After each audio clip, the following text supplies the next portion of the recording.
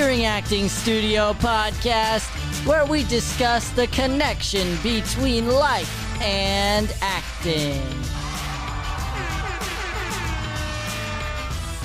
Alrighty then. Good morning, everybody. Welcome to Mornings with Matt, the Deering Acting Studio podcast. Today, I really want to try to get the audience involved. I know we've got a few people out there watching this morning, and I would love to try to tap in with some of you, and I'm not sure. We might even be able to bring you directly in. We'll find out if that's possible or not. But either way, you can comment. And so I'd love some feedback, love for you to talk and ask a few questions here, because today we're going to be talking about letting go. And this is a tough subject, being willing to let go of an idea that you have. We dealt with this a little bit last night in improvisation. We had an improv class, and the main teacher that normally teaches Brian is sick. And so he took over the virtual class, and I was in the in-person. And it was funny because I could tell that people were not used to my teaching style because I'm very direct, very intense. I have this like deep desire to help people grow, and I see that as my like responsibility. So I'm always like, did you learn something? Did you have fun? Did you learn something? Did you have fun? Did you learn something? Did you have fun? And so I want people to learn so badly. I know, actually, last night, tell you the truth, I let go of ideas quite a few times, Joey, because I wanted to give more. I had more ideas.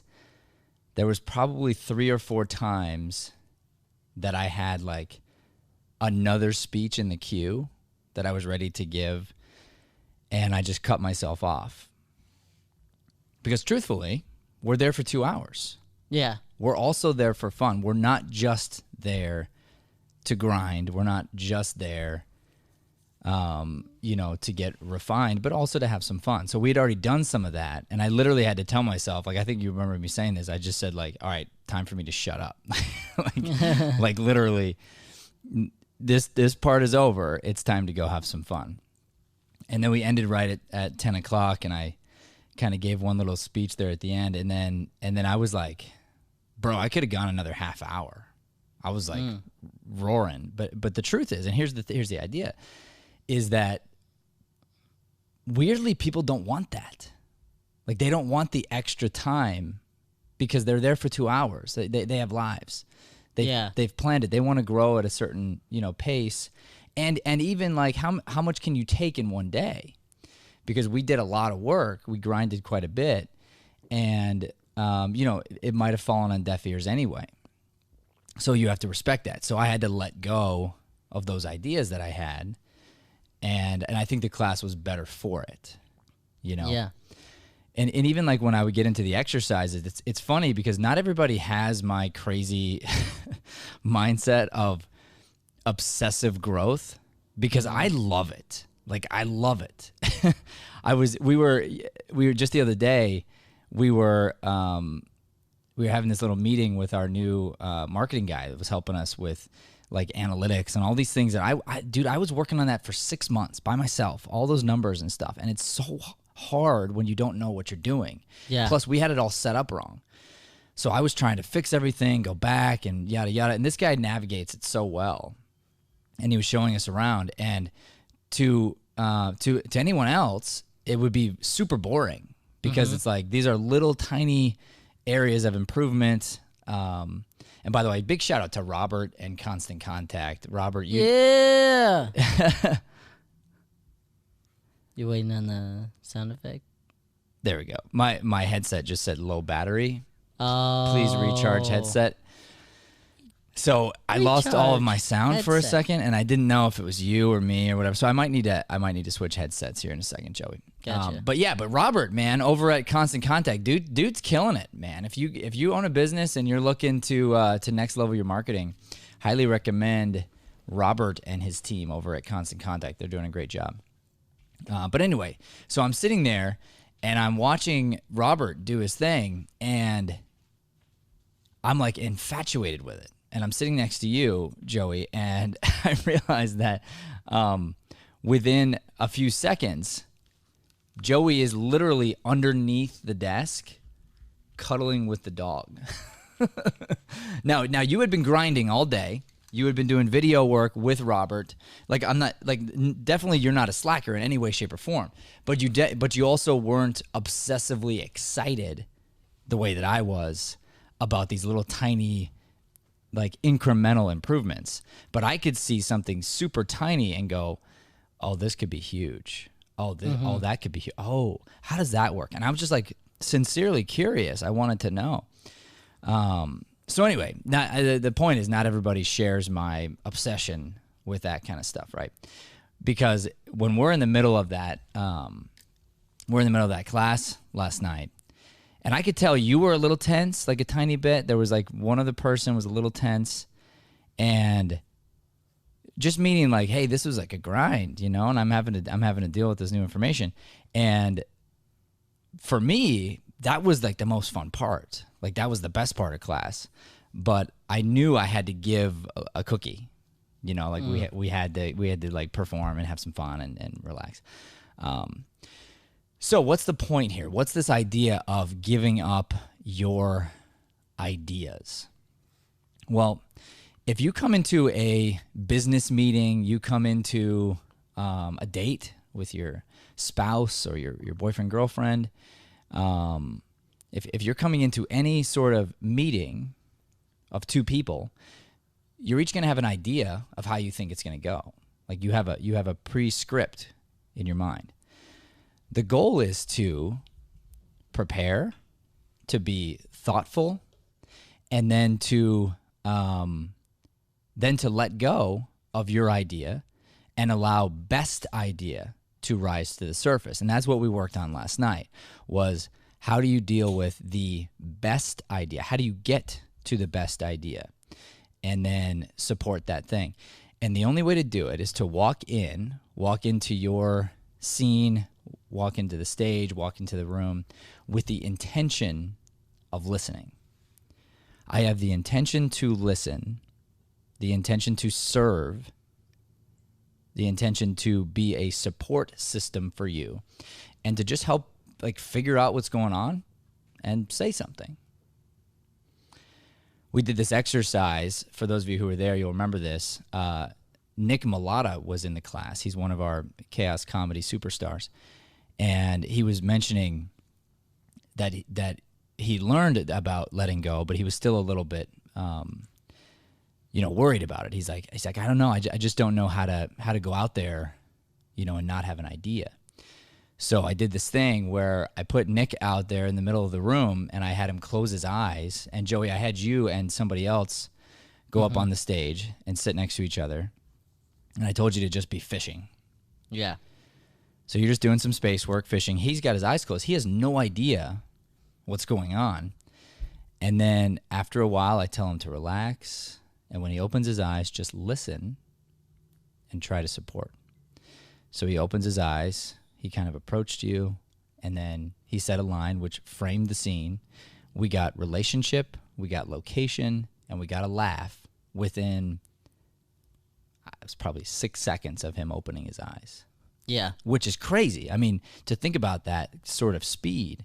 And that's probably the slowest that Nick has ever improvised, because he's a really fast improviser, and I'm trying to help him slow down. Mm-hmm. So that was the slowest he's gone, and probably the fastest he's gotten to comedy. Yeah. Which is super cool.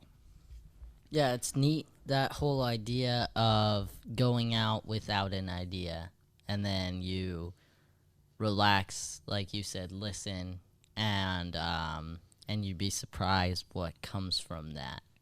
But it only works when you're not tense, because if you're tense and you go out to try to support, then you end up tanking, which you talked about last night.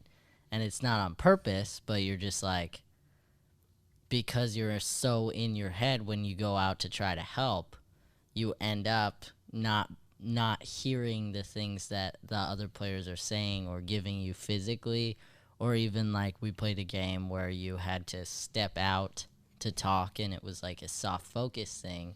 Like, if you're in that place in your head, then you don't hear the footsteps, you don't hear the subtleties that normally would be gold on the improv stage. Totally.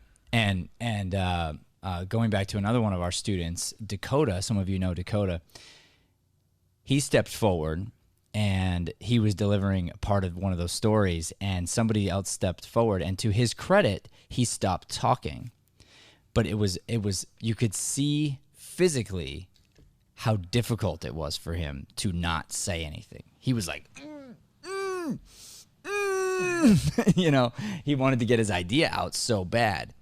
And the point here I'm trying to get across is to let your ideas go, to release your own idea. Have an idea, it's fine. Be ready with your idea, but don't force your idea. Let your idea go. So if we're in the workplace, let's put ourselves in our jobs. You may have a thought where you're thinking to yourself, all right, I'm coming in with this proposal. I've done this thing. I'm trying to land this client, et cetera, et cetera. And you think you're going to kill it. And you have like your way of doing it, your way of preparing. Let's even say that you spent 3 days preparing something for a client. And you're all stoked about your way of doing it. You think it's going to be so awesome. And then somebody else shows up to that meeting and they've got a better way to do it, faster. It didn't take them 3 days. And they go, you know what? You should probably do it this way. I think that worked better. Your immediate reaction, guaranteed, is to be pissed. You're going to be like, who are you? You didn't spend 3 days. What do you know? You want to defend your position, especially when you put time in and you think the other person didn't, and like it's not fair. And I take a different approach. I look at it and I go, if you have got a better way and you can save me 3 days next time and you can help me make this sale, like, I want to know, like, please tell me, like, that sounds great. Or I listen, even just choke down the pride. Because truthfully, I mean, it's not easy, to take a critique and to find out like, oh, I did all this work for nothing. But then to go, you know what? You're right. And thank you. You're right. And thank you, because that idea is better. It'll be faster, yada, yada. Then the only thing I might add though, Joey, is this, which would be, if that person knew this idea and for whatever reason like held on to it, then I would question the why.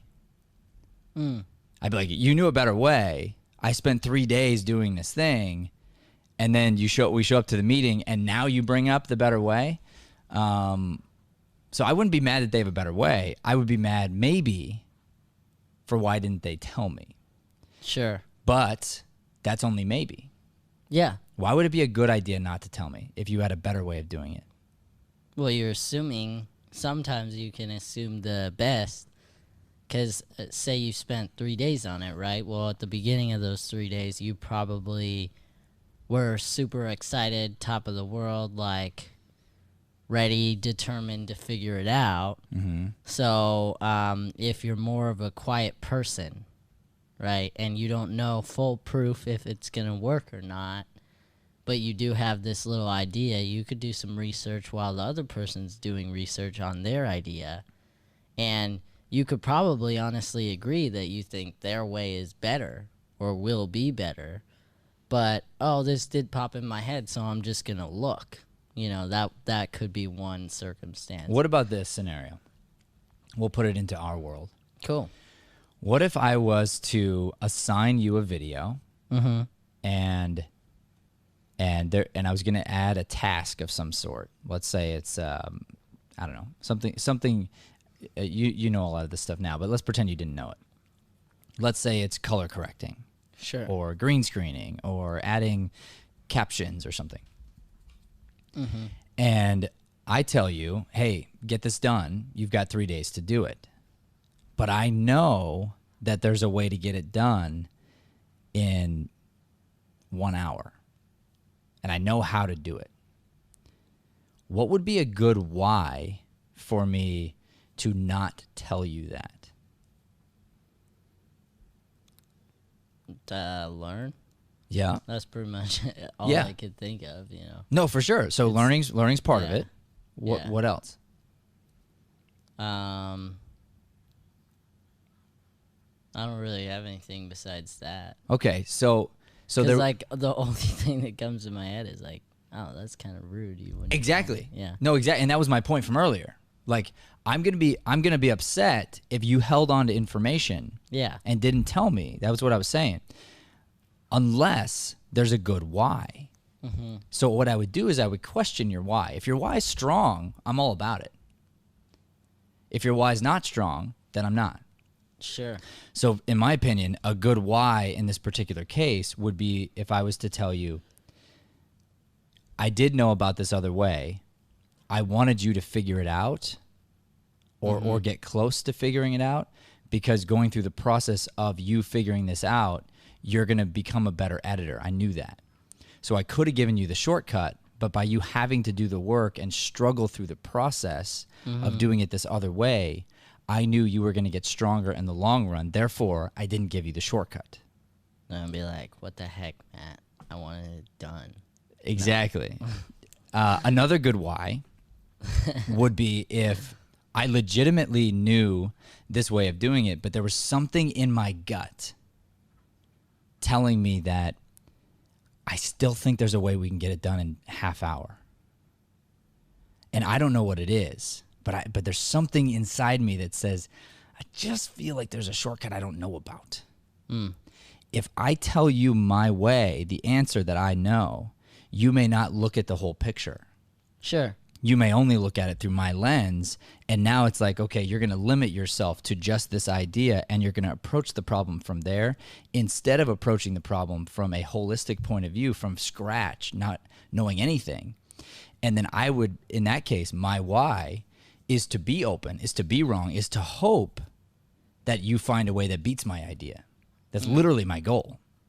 So if that's my why, then you would think, oh, I understand why you didn't give me that information, because giving me that information would have potentially held back the project or held back our skill set long term. Yeah. That's a good why. A bad why would be for me to want to show off. Would be for me to be like, have you struggle, watch you struggle, then be like, hey guys, check this out. And then I just do it quickly just to embarrass you. Yeah. Now, if you take the other whys as an embarrassment, that's on you. If I am going and trying to embarrass you, trying to one-up you, and I knew even for a second this information and didn't give it to you, and I didn't have a strong why, that's on me.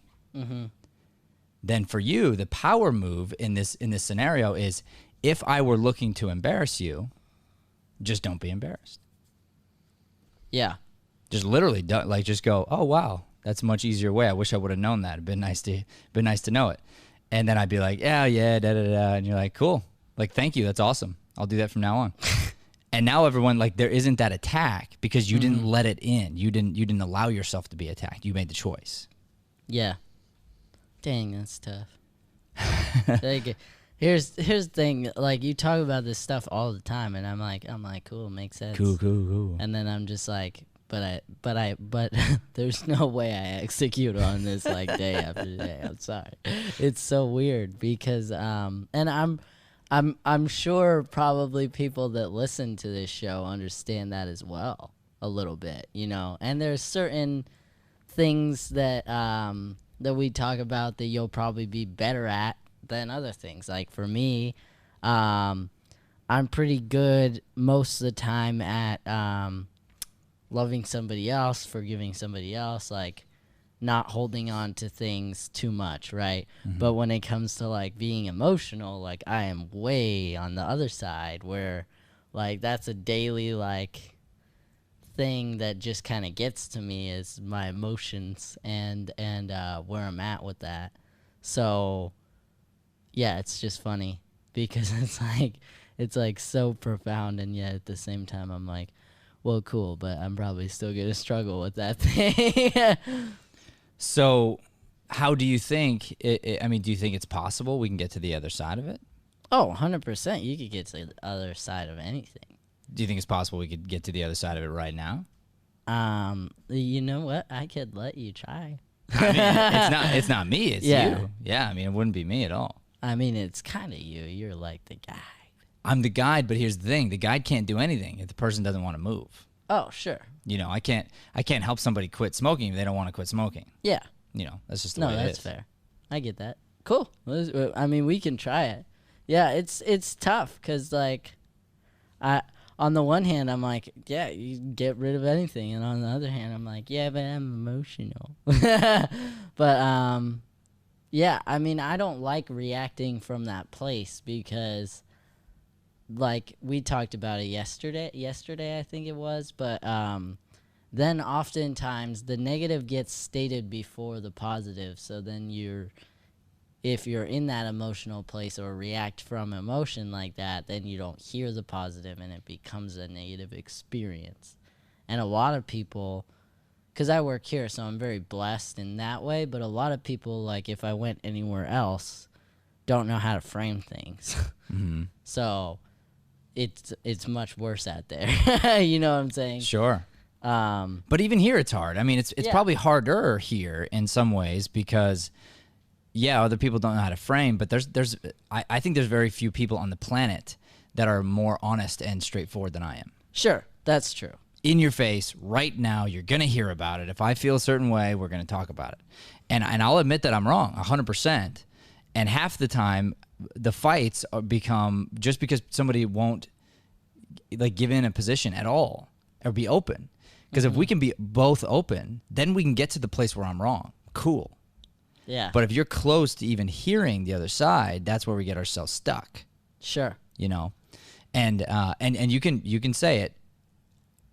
Haven't I proven that I'm willing to be wrong? Yeah, 100%. 100p. So let's try to get to the other side of this. I think that this idea begins with knowing up front, setting your own expectations up front. Mm-hmm. Why are you doing a certain thing? Knowing why, asking why, trying to dive into what is the purpose of the task that I'm doing. Sure. Okay. Okay? Because if you don't do that, then you end up just doing something Yeah. to get the thing done. Therefore, you want to be done. Mm-hmm. And then you do it to a certain extent to try to get an accolade, to try to get a compliment, to try to get whatever, when though those things may be nice, they're not the purpose Yeah. of what you're doing, Sure. right? So you want to start to begin a project from that place of what's the real, like, the deeper why that we're doing this thing. Yeah. That makes sense. Okay.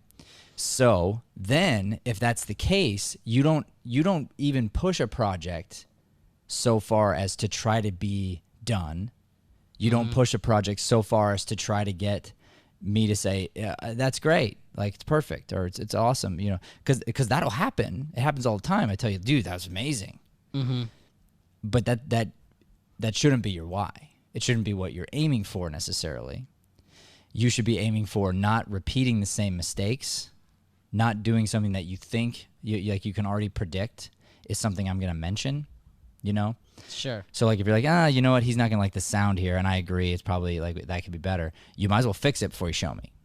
Like, that makes, or you show me and you go, just so you know, I already know about the sound thing in this particular area. So, you know, you can mention that, but truthfully, like, I already know that.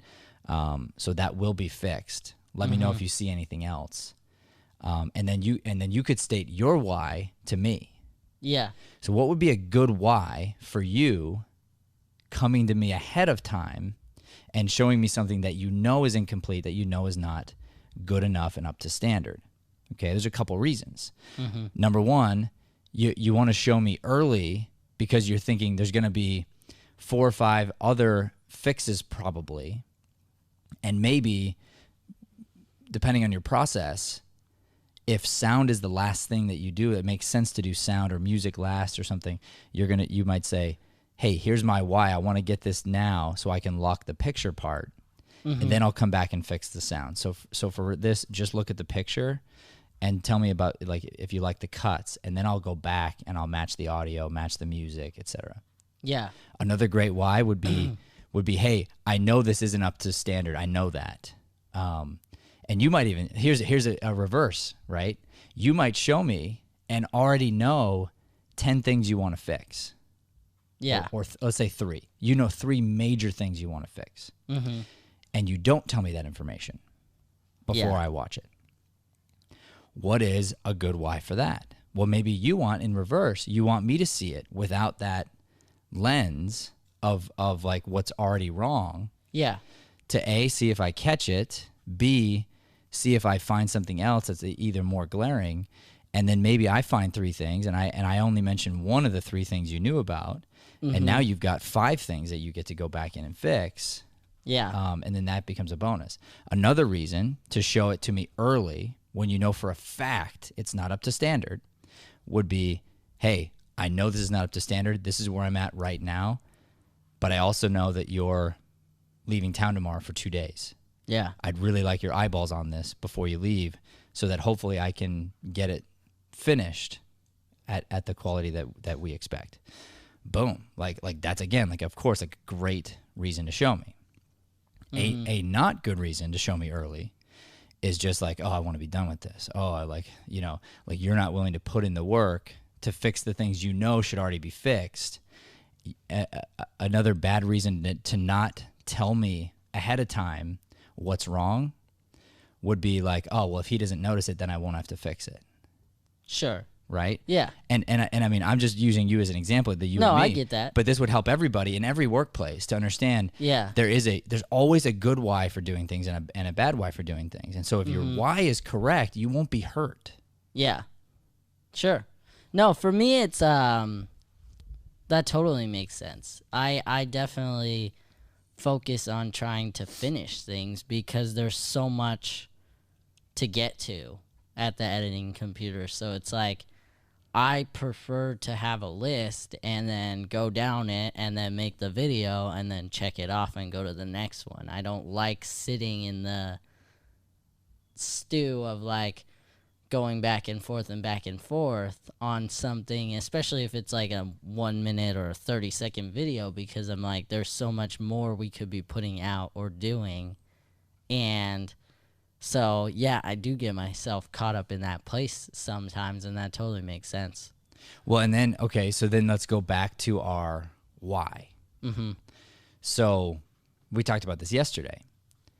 A 15-second video can actually be harder, can take more strategy, can take more thought, will require more finesse with the editing to get a really awesome, like unbelievable 15 seconds that would get somebody to click on a video, which would lead them to our website, which would help us to spread light-driven content to the planet, which would help us to impact that person and reach them.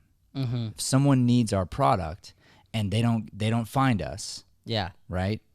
That's on us. We're not doing a very good job marketing. So if your why is that, all of a sudden, this isn't just a 15-second video. This is like, whoa, this one is super important. Now, depending on what our why is, sometimes the why is, okay, for this particular thing, whatever we're doing, our strategy is consistency. Our strategy is a certain look, a certain feel, and for a season, we're going to do a templated bum, bum, bum. Okay, for that, it's going to be like, I just want to make sure I get it out on time, because on time was our goal.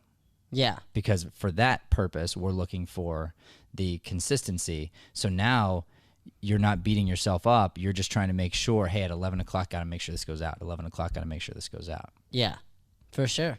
No, that's huge, and I think we don't do enough of that. I totally agree. Because that would definitely help. And honestly, Joey, so let me just be plainly honest here and admit I'm wrong. I'm wrong. Like 100%. I agree with you. This is on me as a leader, because if I assumed you knew the why, assumed you understood certain things, and you didn't, it's because I didn't frame you properly. I didn't put you in the right headspace, and I didn't arm you with the right amount of time to get something done, and to show you how important something is to me and to our company and to our clients and why it's so important. Sure. Yeah. And if you have that, I've watched you work like an unbelievable maniac, you know what I mean? And you're very good. I keep telling you that. Like you're very good at what you do because you care so much. Yeah. You know? 100%. And so I will get better at that. I promise you. Like, thank you for mentioning that, because you're totally right. Well, and all I ask for you is actually to get better at asking me. Yeah. Because sometimes if I'm not telling you, it's not because I don't want to tell you. It's because I either assume you already know, so I'm giving you benefit of the doubt there, or I'm thinking like, okay, he's going to get this done. You know, he knows the why here. I'm moving on to the next thing. But if I need to stop and tell you something and you go, hey, just help me frame me with this why really quick. Yeah. Boom, I can do that. Yeah. And then ideally you grab that, and then any project that's like that from then on, you either just assume it's that, or you go, hey, does this fall into this 15-second category, like super important, or a 15-second category that's like, hey, get this thing out on time? And I'd be like, actually, it's C. Let's sit down and talk about it. No, that's amazing. Yeah. Thank you. And you're right. On my end, there's plenty of ways I can improve in that. And that totally makes sense. And it gets me excited because, like, for example, like we've already talked about our marketing guy that we just hired, Robert, and we've put out an ads campaign on Google and YouTube now, and now we're moving to Instagram, Facebook, right? So I went in and I made the videos based on what he sent me, which were like some of our old videos, and I was like, cool. And then I redid them, and then I showed you without framing you even, just kind of like, yeah, these, like I told you I redid them, but I didn't really like share too much, right? And so then I was broken up when you were like, yeah, let's redo it again, because I was like, I just spent like my whole day on this because I thought I was going like above and beyond, but that wasn't explained to you, and your side wasn't explained to me. So then we're not communicating well, and then that's when I shut down, because I'm like, cool, well, I spent 4 hours on this and it's still not good enough. I'm gonna have to go back and spend 4 hours on the same video. Like, that sucks. Totally sucks. And you know what? And now, with that new frame, like with the new understanding there, it doesn't suck. Because it's like, when you get it, you get it. When you understand. And I do, like you said, I care a lot. So when it's framed in that way and I connect to that, then it's good. Yeah, I mean, even just the opening video we did, right, way back when, that was like an Instagram video that I just like dreamt up and did, and then you watched it and you were like, cool, well, you can't put that out, like, we're gonna turn this into like a 3-minute ordeal. Yeah. And that's my favorite video we've ever done, but only because of the collaborating and the week. I mean, it probably took us like a week and a half to make that video because we got all of our students in it. Dude, we have like 200,000 views on that video. That video reached a lot of people. Yeah. And I don't know if you remember my exact words, but I actually remember my exact words when I saw that video. I said, we can't put this out. And you looked at me like, and I go, it's too good. Oh, yeah. To use in this capacity. You did too good of a job editing that it doesn't belong in this space. We now have to redo it and put it in this space. I didn't expect it to be as good as it is, but because it is now, that doesn't belong here. And it's funny because we literally just talked about it. Yeah. There's going to be a different space for different things. And that's when I, like, my eyes saw it and go, oh, I didn't see that. Truthfully, had I seen it, I would have told you earlier. Yeah. But because I didn't see it, I'm going, on me. But wow, how good is that? Too good. We have to use it over here. Yeah. You can't release this here yet. It's got to be here first. Let's go back to the 4 hours spent in the day. Because all you're seeing right now is your side of that. Yeah. Oh, I spent 4 hours on this. Like, now I got to spend another 4 hours. Guess what?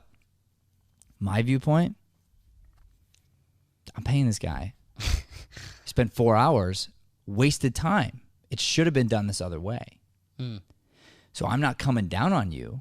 I'm not getting mad at you or anything like that. I'm pointing something out. Technically, I could. Yeah. If I wanted to be a jerk, but I wasn't doing that. So you could feel deflated, and maybe part of that deflation is knowing, oh, waste of time. Time is the most valuable thing we have. Okay, cool. Sure. So then ideally we both learn in certain ways. Maybe I check in and I ask exactly what are you doing and how and why. And you start to think, okay, because here's the truth. And I know you do things from love. Like I know it. I mean, look at you. I can't believe you're even single. Like, it's unbelievable how loving this guy is. Am I right, everybody?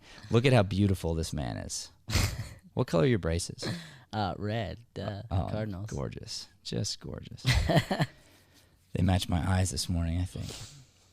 So my point is, though, now that you know that, now you've been through that, there are certain things you should ask me about. Like, if you're about to spend 4 hours on something, it's probably worth 10 minutes of my time to make sure that your 4 hours are used to the best of its ability, that it's used to make sure that we're going in the right direction.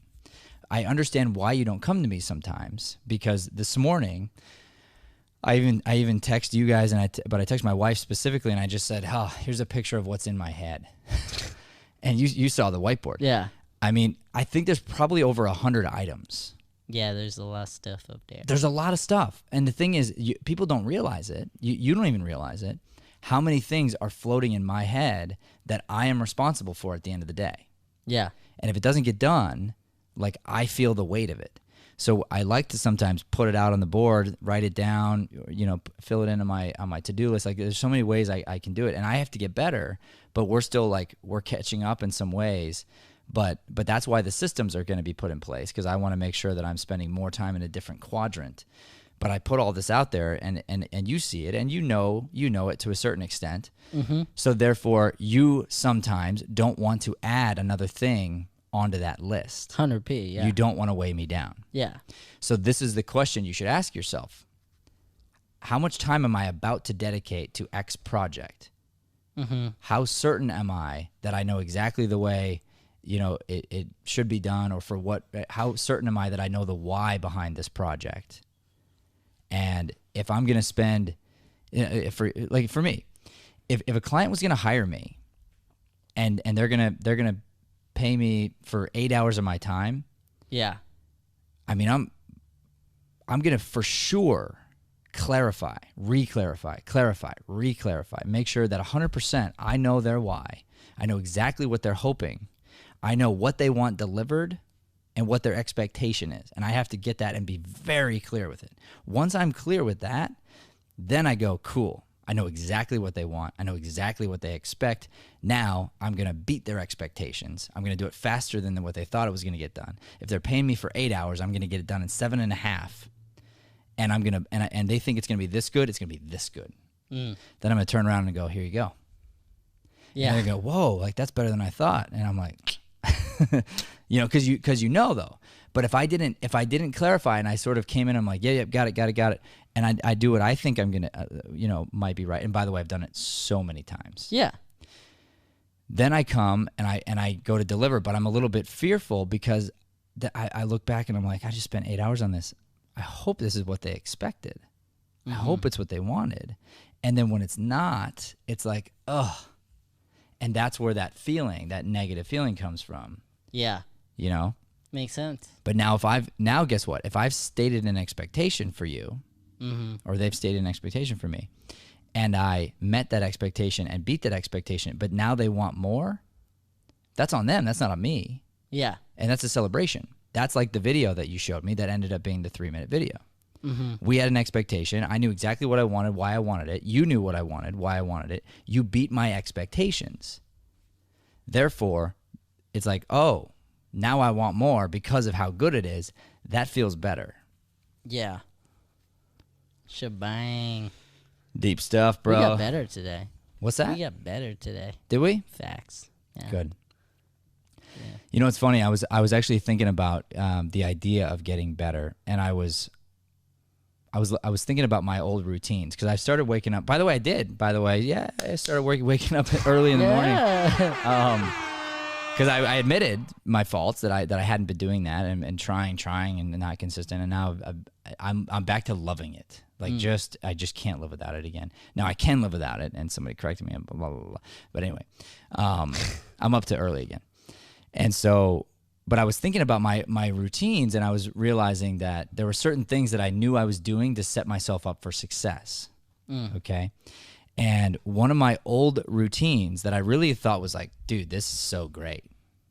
I was writing, then I was reading out loud, listening to an audiobook or a motivation book, and then I was speaking out loud. And I was going, dude, this is going to take me next level. I want to be a worldwide speaker and influencer, and I want to help spread light-driven content to the planet by doing this habit. That's going to be awesome. And then I was like, I haven't been doing that. I haven't been doing that for 6 months. And I was like thinking that. I'm like, ugh, bummer. And then I go, wait a minute. This show is that. Yeah. I've been doing it. Not only have I been doing it, I've been doing more than what I used to do technically, especially when I read, prepare, get myself all psyched up, and then now what am I doing? I'm public speaking live on TV every single day. That habit actually didn't go away. Yeah. And it just looked different. And going back to like Brian or whatever, wanting to be exactly me, I'm like, dude, just so you know, I've been actually doing this every day for a year without the camera. I've been reading, preparing, and then speaking out loud in private, in here. Every now and then you caught me. Yeah. But in private, I've been speaking out loud these ideas for a year. Yeah. And now it's coming out on the microphone. You know, again, you get praised in the light for what you do in the dark. Mm-hmm. That's big facts. I got fired up again, man, just like last night. Shakespeare. Yeah. In the lobby. And you would walk in at like 6:30 a.m. He'd be reciting some Shakespeare thing at the top of his lungs in the lobby by himself. It was pretty great. Do you know why I picked Shakespeare? 'Cause it's hard. Yeah. And I was afraid of it. Oh, neat. I was afraid of it. It's something I hadn't done. And like I can understand it. I can follow, just like I can follow music and make a musician better, but I wasn't like, I didn't know it very well. So I ended up through that process. I read, I think it's like 4 or 5 Shakespeare plays. And I never read, one, I don't think, cover to cover. So all of a sudden I'm like, oh, cool. And I thought, in my lifetime, I'll just get through the whole collection and say them all out loud, Yeah. Now, again, haven't been doing it recently, but that practice, that training has helped fix the way that I speak on the microphone. Yeah. If I do more of it, I will speak better. 100 B. Joey Sweeney facts. Facts. All right, so we are done ski here. And I don't think anybody had a question. I didn't see any questions. No, just everybody said buenos dias. So Elizabeth. Well, good morning, everybody. Elizabeth said buenos dias, and then Astrid said buenos dias, and then I said good morning, and then Brian said buenos dias. That's hilarious. Hey, so we didn't do the multiple streams today. No. Why not? No, we just did the slinger. Yeah, why? I don't know. I didn't. I thought about it, and then I was like, I'm gonna do sling. Why? Safe. Ah. Yeah. Well, I'm gonna give you one of these here.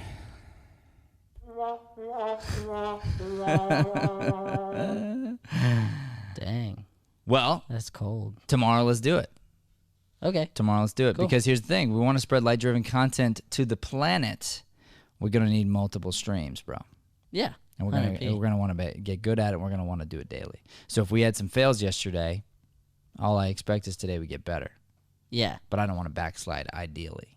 If you have a good why, then I'll take it. I mean, we hadn't figured out all the kinks yet, so That's okay. was- That's okay. That's not a good why. So that why to me was just fear. It was like, it's safe. Nah, I don't want to hear safe. Don't tell me safe. Right? But if you say, hey, I slept in. I come in at this time. I was worried I wouldn't get it in time. Like I did, literally was just like only a time for this one thing. Okay, that's a pass for a day. If you said like specifically, I wanted to try this one thing and I prepped it, but it wasn't quite ready, or some good why, I'll take it. Yeah. But fear, no. Yeah, I mean, it wasn't that. It was what you said. I was late today, so it was just kind of. But you had time. I mean, we had time. Yeah. We had time to make our coffee, so we have time to do that. Sure. Yeah. No, I just did it how we normally do it, and then I thought about it, and I was like, I don't know if I have time to make sure that's set up properly. Because yesterday we didn't start until 15 minutes late. So Brutal. It was brutal. But it turned out pretty cool. Yeah. So, tomorrow, multiple streams? Sure.